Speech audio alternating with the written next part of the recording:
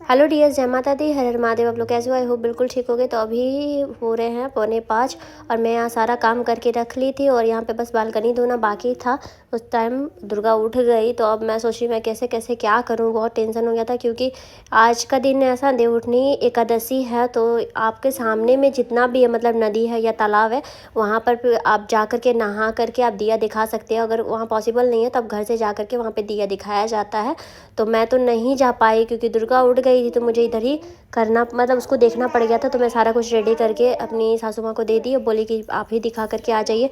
मैं अपना भी सारा दिया रेडी कर दी थी और उनका भी रेडी करके उनको दे दी कि आप जा करके दिखा के आई। मैं तो रह गई घर में। उसके बाद थोड़ा बहुत जो काम था बाकी, वो दुर्गा को मतलब थोड़ा सा उसे चुप उप करा के कर ली। और अभी 2:45 हो गए थे तो मैं रात भर सोई नहीं थी, थोड़ा सो गई।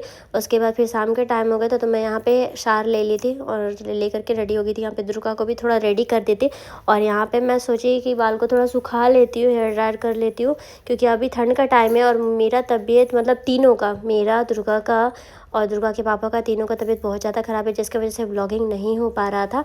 मतलब क्या हो जाता है व्लॉगिंग करने में, मतलब एक हो जाता है ना कि अगर तबीयत ठीक ना हो तो बिल्कुल भी मन नहीं करता। और प्लस में मेरा ऐसा ही होता है कि मैं अपने लिए कुछ कर ही नहीं पाती। तो यहाँ पे शाम हो गया था और आज ही तुलसी विवाह करना था। तो यहाँ पे मैं रेडी उडी हो गई, यहाँ पे सारा सामान वामान मंगवा ली थी क्योंकि दूसरे दिन संडे था। तो संडे को तो बिल्कुल भी तुलसी माँ को छुआ नहीं जाता है। तो शाम का 6 बजे का मुहूर्त था। तो यहाँ पे मैं आ गई पूजा करने के लिए। सारा कुछ, मतलब सारा कुछ अपना रेडी उडी करके रख ली। तो मैं सोची थी कि पंडित जी आएंगे तो करवा देंगे तो सही रहता है क्योंकि पंडित जी लोग क्या हो जाता है ना कि अपने पूरा विधि से करवाते हैं तो अच्छा लगता है और हम लोगों को उतना नॉलेज नहीं होता है, अपने हिसाब से करते हैं। बट एक पंडित जी का करवाना बहुत मायने रखता है। तो हमारे जो घर में जो मंदिर है वहाँ पे पूजा करने के लिए पंडित जी आते हैं। तो ऐसे डेली लेट से आते थे।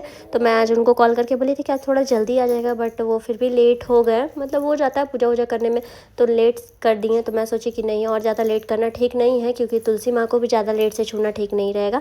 तो मैं सोची कि मुझे जो आता है मैं उतना ही कर लेती हूँ क्योंकि अगर लेट से करने से बेटर है कि खुद से कर लूँ।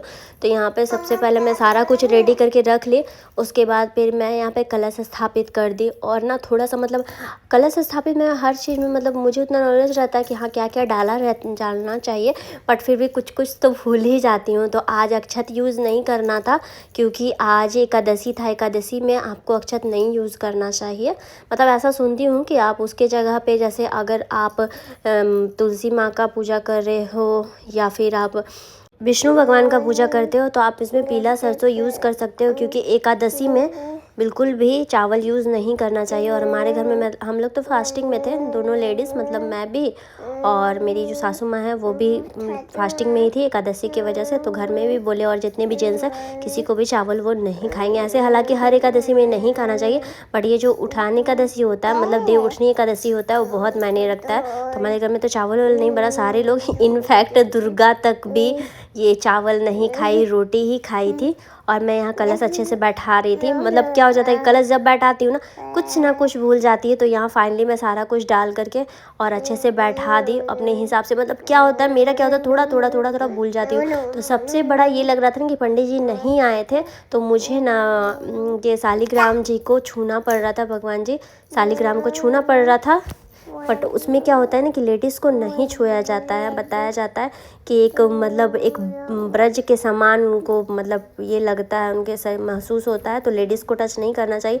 बट मैं क्या करूँ, पंडित जी आ ही नहीं रहे थे तो मुझे कुछ तो करना होगा। तो मैं वहाँ पे सोची कि नहीं चलो कर ही लेती हूँ। मैंने टच नहीं किया, बस उनका पूरा, उनको ऐसे ही पूरा उनका जो आसन उसन सहित ला करके मैं रख दी थी। और यहाँ पे सबसे पहले मैं दिया लगा रही थी कि यहाँ पे उतना ज़्यादा लाइट नहीं था। तो मैं सोची ना कि पूरा दिया से लगा देती हूँ तो अच्छा रहेगा। तो ये तो आप समझो ना कि ये लास्ट ही था पूजा, अब आपका वही रहेगा, बस पूर्णिमा रह गया है।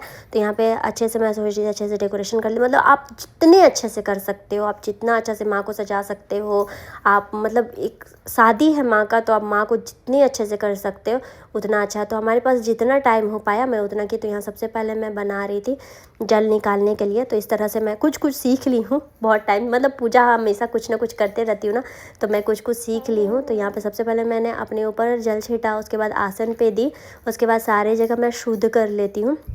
सारा कुछ शुद्ध करके उसके बाद फिर पूजा स्टार्ट करूँगी। तो मैं तो कुछ मतलब होता है ना कि दुर्गा भी थोड़ा सा इधर उधर परेशान कर रही थी, प्रसाद उठा करके ले जा रही थी, मतलब बच्चे का बहुत ये हो जाता है और रहेगी नहीं मेरे से हट करके, साइड में भी नहीं रहेगी। तो मैं सोची कि चलो जितना समझ में आता है मैं पूजा कर लेती हूँ। तो यहाँ सबसे पहले मैंने सब जगह चढ़ा दिया था फूल वूल। उसके बाद फिर मैं यहाँ पर प्रसाद लगा रही थी, मतलब जितना ही बजरंगबली के पास लगाई, फिर एक विष्णु देव के पास लगाए, फिर एक तुलसी माँ के पास और एक सामने में हमारा आपके शनिदेव महाराज जी का समी का पौधा उनके लिए लगाई। तो यहाँ पे सारा लगा कर मैं पैसा दे रही थी सारे में। एक में छूट गया था तो एक पैसा था, तो उसमें भी मैं सोची डाल देती हूँ। उसके बाद आप पैसा मतलब मैं क्या क्या डालती हूँ प्रसाद में, आप पैसा डाल सकते हो, इलायची डाल सकते हो, फिर आपका ऐसे क्या बोलते हैं, इलायची डालो, पैसा डालो, फल डालो, उसके मीठे में ज़रूर कुछ होना चाहिए, फिर लौंग, इलायची, ये सब सारा कुछ डाला जाता है, मतलब ऐसे ही नहीं लगाया जाता है, सिर्फ आप फल मत लगाना। और कि सबसे पहले मैंने नीचे में रखा हुआ है पान का पत्ता। कभी भी भगवान जी को भोग लगता है ना तो ऐसे खुला में नहीं लगता, मतलब आप कभी भी थाल में भी लगा तो उसमें भी पान का पत्ता होना आवश्यक है। मतलब मैं अपनी नॉलेज के हिसाब से मैं जहाँ तक सीखी हूँ वो मैं आप लोगों के साथ शेयर कर रही हूँ। और यहाँ चना और गुड़ करके तो बिल्कुल देना ही चाहिए, क्योंकि तुलसी विवाह में चना और गुड़ का बहुत महत्व है, क्योंकि तुलसी माँ को चना और गुड़ का जो प्रसाद होता है बहुत ही प्रिय है। तो ये मैं बाहर तो सारा कुछ दिखा ली, चढ़ा ली प्रसाद। उसके बाद मैं आई थी यहाँ पे मंदिर में भी सोची कि यहाँ पे भी दिखा देती, क्योंकि पंडित जी तो बहुत लेट कर दिए थे, तो ज़्यादा लेट से भी सांझ बत्ती दिखाना ठीक नहीं है। तो पंडित जी सोचे आएंगे तो वो अपने हिसाब से प्रणाम नाम करके चले जाएंगे, मैं अपने हिसाब से सारा कुछ कर लेती हूँ। तो वहाँ पे मैंने अंदर भी अच्छे से पूजा वूजा कर लिया, वहाँ पे भी चढ़ा दी। उसके बाद फिर मैं सोची कि अब मतलब क्या होता था कि आप पूजा कर लेते तो मैं अपने हिसाब से क्षमा भी मांग ली कि अगर मेरे से कोई गलती हुआ तो हमें क्षमा कर दीजिए, क्योंकि मुझे नहीं आता है, सीरियसली मुझे नहीं आता। क्योंकि एक पंडित जी जो करवाएंगे वो भी पंडित जी से भी होता होगा, ऐसे बहुत टाइम होता होगा, भूल चुक होता ही होगा। तो हम तो ऐसे ही आम आदमी हैं, ऐसे ही पूजा करने वाले।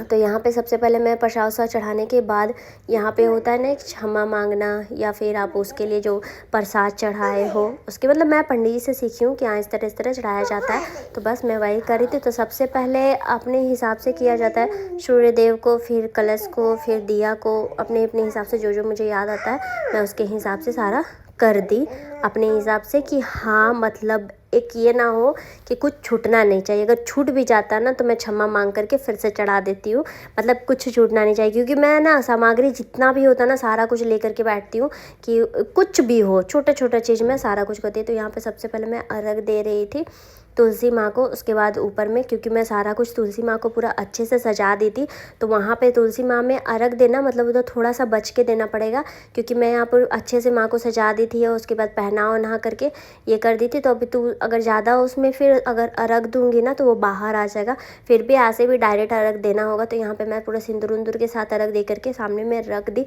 फिर भी मैं सोची कि नहीं, दूध से अंदर देना ज़रूरी है। तो यहाँ पे मैं थोड़ा सा बच के दे रही थी, क्योंकि माँ को यहाँ रेडी कर दी थी।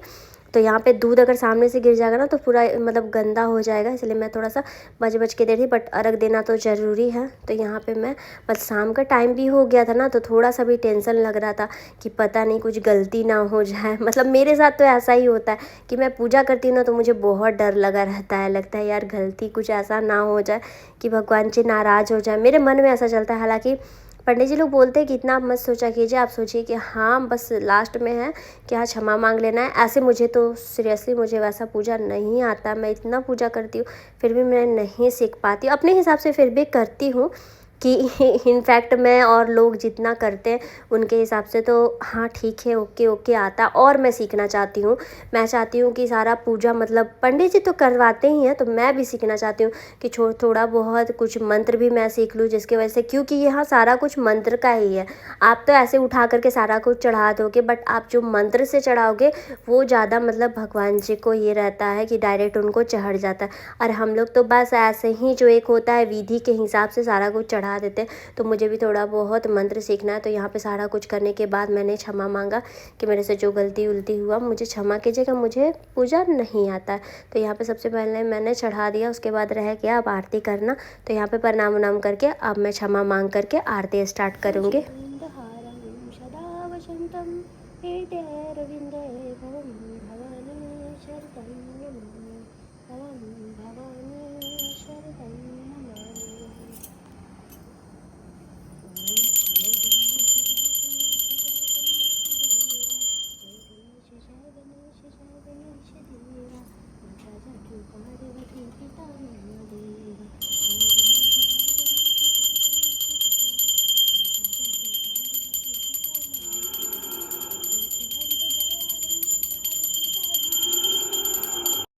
उसके बाद मैं यहाँ आरती उरती कर करके आरती दिखा रही थी भगवान जी को। ऐसे आप आरती करने के बाद, ठंडा करने के बाद आप अपने हाथ से ऐसे आरती दिखाया जाता है। और मैं यहाँ पे सबसे पहले गणेश जी का आरती की, उसके बाद फिर और की, मतलब कोई भी पूजा करने से पहले या तो गणेश जी का आप पूजा कर लो, उसके बाद आरती कर लो, जितना आपके पॉसिबल है आरती करोगे तो चलेगा, बट पहले गणेश जी का पूजा करना चाहिए। तो यहाँ पे सारा कुछ मैं उठा दी थी और मैं अपनी सासू माँ से कुछ बात कर रही थी और यहाँ पे सारा कुछ मैं कंप्लीट करके हटा दी नीचे में जितना चढ़ाई थी, क्योंकि बिल्ली यहाँ पर बहुत परेशान करती है। तो बस आज के लिए इतना ही, फिर नेक्स्ट व्लॉग में मिलती हूँ। Bye bye.